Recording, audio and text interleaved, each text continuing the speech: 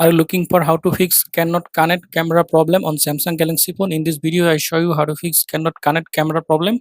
For solving this problem, go to settings, scroll down, then go to apps,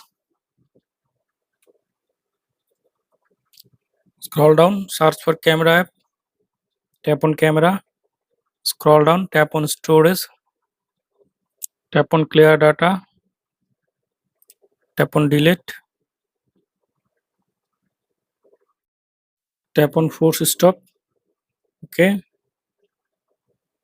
now tap on permission, allow all permission,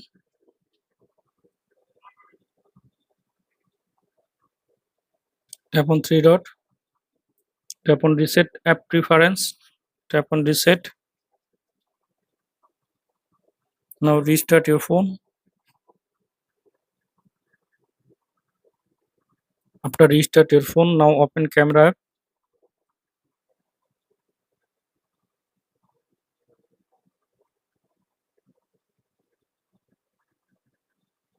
Now I hope that this method fix cannot connect camera problem. Thanks for watching. Don't forget to subscribe to Thomas Guide.